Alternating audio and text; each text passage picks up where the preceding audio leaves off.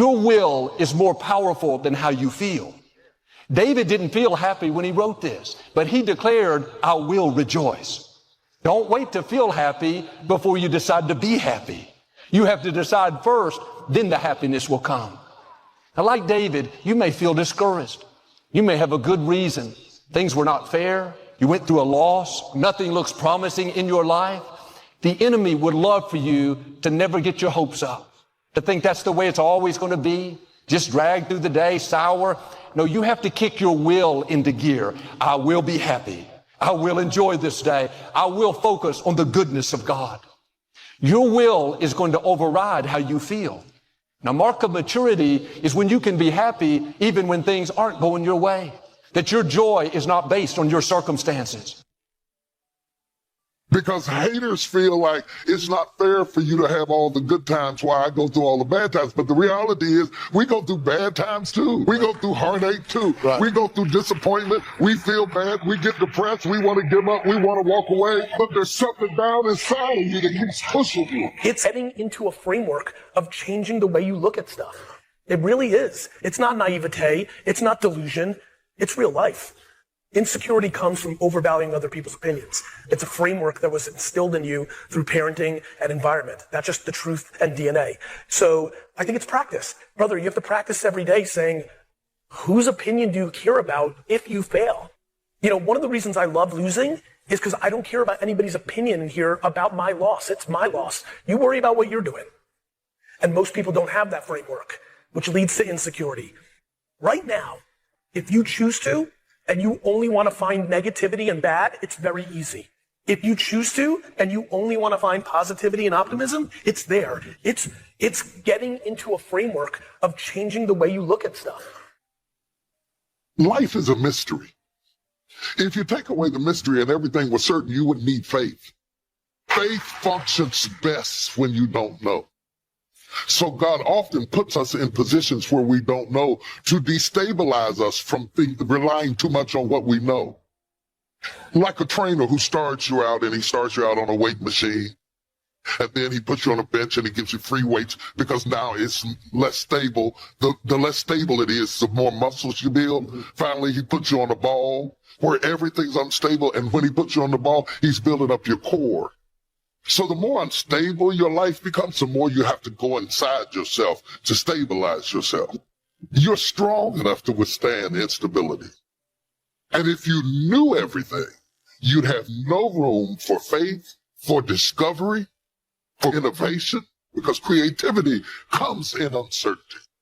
It comes in uncertainty, in the middle of chaos, because after a while, anytime you know too much, you stop living your best self. Faith, of any kind, always comes by hearing. That's why the book of the Bible says that faith comes by hearing and hearing and hearing. If I tell you that you can't do something, that somebody else has to come along and say, no, don't listen to him. If you can do it, you can do it, you can do it 17 times to neutralize that one time. And so as we look at ourselves and begin to rethink your life, are you going back to the same job? Are you looking for the same job? What are you going to do? What will be different? How are you going to set yourself up and position yourself to win after this is over? Because it's not here to stay. It has come to pass. It has come to pass. Robert Schuller had a point. Tough times don't last, but tough people do. How tough are you? Many people are breaking down. You didn't believe you were dumb till you heard you were dumb. You didn't believe you couldn't learn till you heard somebody say you couldn't learn. You didn't believe you were unattractive till you heard somebody say. Your unbelief is a result of something you heard about yourself that you believed, and your life has fulfilled the prophecy you heard about yourself that said you couldn't do this or that or the other. And the more you heard it and rehearsed it and even argued about it and said you didn't believe it, every time you face a challenge, tell me the truth. Don't those voices come back up? Every time you hit a low place, don't those voices come back up again? Every time things go wrong, don't those voices come back? You have never changed your belief. I understand. Many people are dealing with uncertainty. You look on television and see people lined up for miles in their cars to go to get some food. People fighting over toilet paper. It's a different kind of place. We've never seen anything like this. Adversity introduces you to yourself. Who are you being? How are you showing up? What are you doing? There are people that are snapping and turning on each other and turning against each other and being mean-spirited and ugly and nasty and taking it out on their spouse or their children or their family members. Rethink your life. Is this really you? Rethink your life. Ask yourself the question, what I'm about to do, will it take me closer to my dream? Does this represent, this behavior, this mindset, these words that I'm speaking, do they represent the highest that is within me?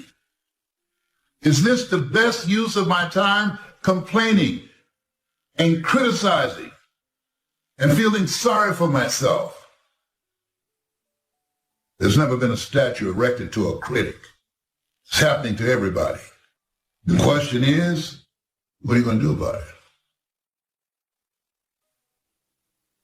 I'm not talking about what you say.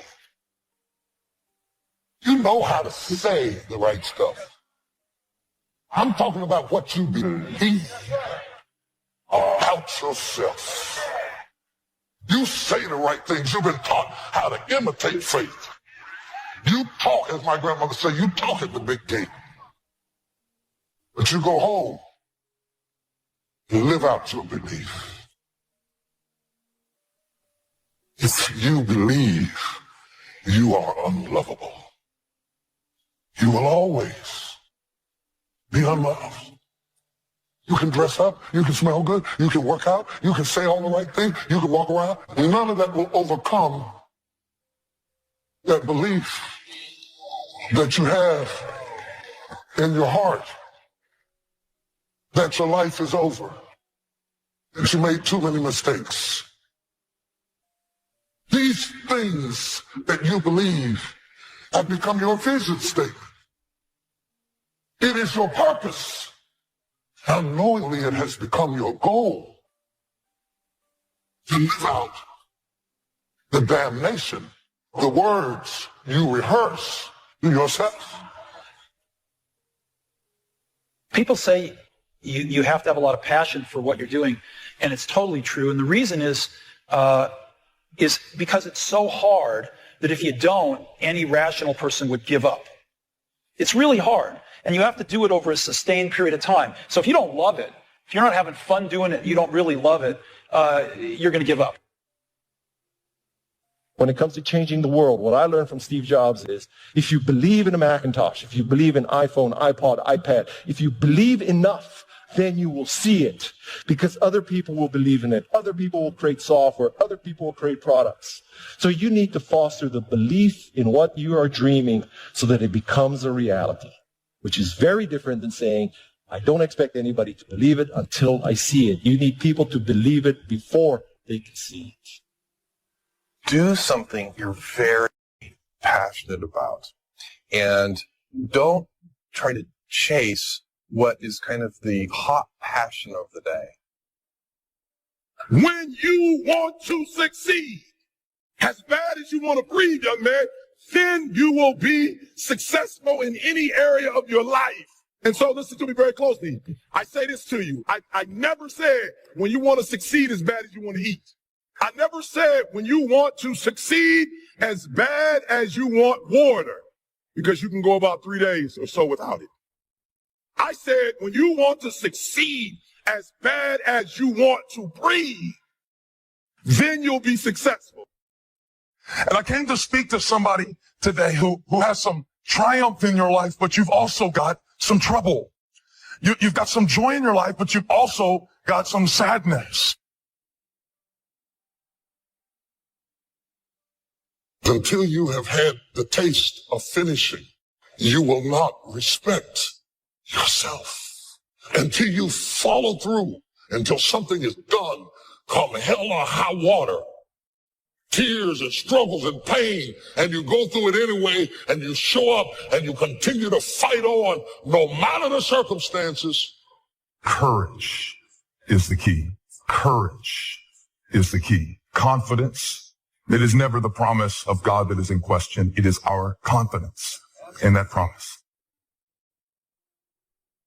So why not reach down inside of you and come up with some more of those remarkable human gifts? They're there waiting to be discovered and employed. And I challenge you to do that because you can change. If you don't like how it is for you, change it. If it isn't enough, change it. If it doesn't suit you, change it. And I challenge you to do all that because you can change. See, you don't ever have to be the same after today, only by choice. Now for the process of change, just a philosophical pronouncement won't do. It takes more than that. And it takes more than enthusiasm. You can get all excited about lifting 200 pounds until you get to the gym. Then you need a new excitement. And the new excitement is discipline. Discipline, the major step to human progress. If there is one thing to get excited about, this is it. Get excited about your ability to make yourself do the necessary things to get a desired result. That's true excitement.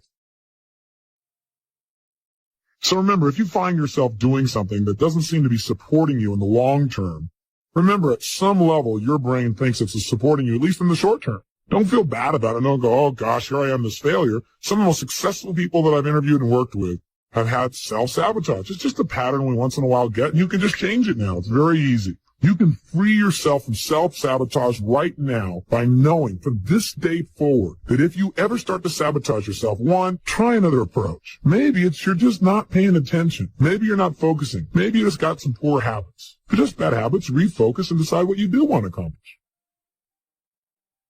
Really making personal changes calls for 10% inspiration and 90% perspiration. Wishing we could change is a beginning, but now wish must be translated into activity, and inspiration and affirmation must lead to discipline. We can affirm that we are going to change, but we must now form new habits and develop new disciplines for the affirmation to come true. We can look at developing ourselves spiritually, physically, and mentally. With respect to our spiritual development, this may be a major or a minor issue for you depending on your values and your goals. Come to your own decisions as to what it will take to nourish your spiritual nature. Next, let's look at physical development. The body and the mind work together and depend on each other, so they both need attention. Treat your body like a temple. So just put it in your notes. Body like temple. Not a bad suggestion. Now, in taking care of the physical, we must learn to be conscious of ourselves, but not self-conscious. We need to be aware of our physical appearance, our physical well-being, but not to the point of being self-conscious. But some people devote too much of their day to physical appearance. Physical appearance is going to have something to do with your future, your well-being, so do spend some time on physical appearance. How we appear to other people does make a difference in terms of our acceptance and our ability to function and do well in the marketplace. If you do have a pattern, realize that any pattern you have, including self-sabotage, still comes back to one thing. Human beings, no matter what we're doing, including sabotaging ourselves, we do it for a positive intent. If it clearly is a pattern where you are subconsciously sabotaging yourself, screwing things up, hey, get excited. Don't get upset. Say, hey, look, my brain is doing what it does best. Personal development. How important. Remember, the major key to your better future is you. That's a sentence with a lot of value. The major key to your better future is you. For a share of my life, I didn't understand the importance of that phrase. I used to wonder why two people could work for the same company and one make twice as much money. Wouldn't that be a puzzle? I know there are many ways to do well, but in this narrow area called compensation, what is the difference? I thought time makes some of the difference. Some people do better because they have more time. Now, that's got to be dumb, right? You can't get someone else's time. There isn't any more time. Where would you find any? Hey, when the clock strikes 12 midnight, that's about it. It's over. There isn't any more time. If you insist on finding more than 24 hours a day, they will come and take you away. Identify a behavior that's keeping you from getting your goals, something that's stopping you or holding you back. Once you've identified it, ask yourself, what is the positive intent here? What is my brain trying to give me? Get some leverage on yourself so that you can make the change. Teach your brain that, hey, if I don't change this thing, you can have a little conversation in your head. You see, what you become is far more important than what you get. However, it is also true that what you become directly influences what you get. Most of what we have attracted by the person we have become. So here's the great challenge of life. You can have more than you've got because you can become more than you are. That is the great focus of attention for life change. Now, on the other side of the coin, it reads, unless you change how you are, you'll always have what you've got. I've discovered that income does not usually exceed personal development. Sometimes income takes a lucky jump, but unless you keep growing out where it is, it will usually come back where you are. Life has strange ways. A very rich man once said, if you took all the money in the world and divided it equally among everybody, it would soon all be back in the same pockets. I guess it is hard to keep what you haven't attracted by your own personal development. It's not what we can do that's in question. What we can do is fantastic. What we can do is unbelievable. What we can do, it's what we settle for that's disappointing. What we become is what leads to all the good things. And the habits we form, habits of mind, attitude, and behavior, are a dominant part of what we are becoming. Now, I understand as well as anyone that forming new habits doesn't come easy. But new habits will come when we change, but rather by changing small pieces and parts at a time. I think that's how most of us change. We just keep nudging ourselves in the right direction, forming one or two new habits at a time, little by little, until finally we've made the turn. And this is where the good life comes from, those personal changes. There's nothing you can do with the seasons, but there's everything you can do with yourself. Wish for your own attitudes, strength, and capabilities to change in order to handle the winters. Time, we will probably use them all, unless somebody finally comes along and blows all those excuses apart to make us come face to face with the real reasons for our current dilemma. Until that time, we will probably use another million excuses to prevent ourselves from having $1 million. Here's one of the major questions I'll pose to you during this program. What are you going to do starting today that will make a difference in how your life works out? See, if you don't do something starting today that will make a difference, guess what? It's going to be the same. And you can guess what the next 5 years are going to be like. Just look at the last 5. Now here's another key question. What can you do starting today that will make a difference? That's a good question.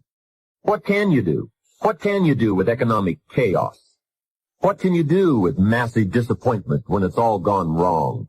What can you do when it won't work, when you run out of money, when you don't feel well, and it's all gone sour? What can you do? Well, let me give you the broad answer first. Here's what you can do. You can do the most remarkable things, no matter what happens. Hey, people can do incredible things, unbelievable things. A man can do the most amazing things with the most impossible circumstances.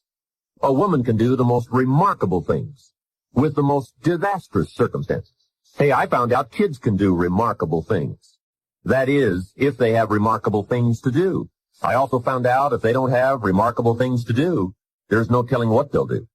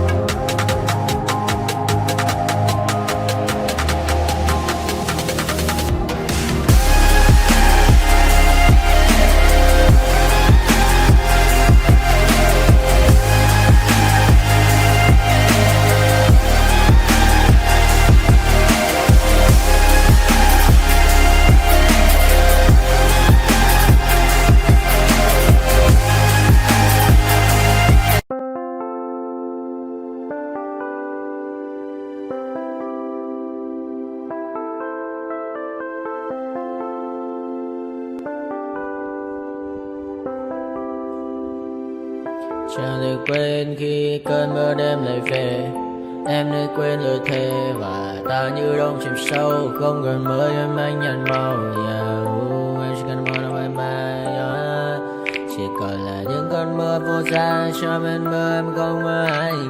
Anh vẫn đang mơ, chỉ cần bên em không được cần nhớ. Và chỉ có em không còn nhớ. Và người ta bên nhau như ngã tớ. Muốn nhớ về say em chỉ có mấy em ở đây. Và anh như muốn chết đi nhưng không muốn em mơ mày. Tình yêu làm cho ta đau đầu. Không em như nằm mơ màu. Anh như đứa mong cầu và vui bên em ngủ sầu. Chào các bạn mai để mà mơ. Chỉ có bên em nhưng đừng có mơ. Em vẫn đang dài em muốn bên ai. Anh không mong gì hơn, chỉ mong em sẽ ở đây ôm anh thật gần. Anh chỉ mong đôi ta được có nhau. Mà đừng em đâu anh có em. Muốn ở bên anh có em. Ta sẽ trao nhau môi hôn thật sâu. Ôm anh. I know you told your friend you're not okay, and tell me what's wrong and why you never said you felt that way. And guess you're trying to stay strong and fake a smile until I look away. But I've known you too long, it hurts to watch your blue eyes fade to gray as you fade away. As you fade away.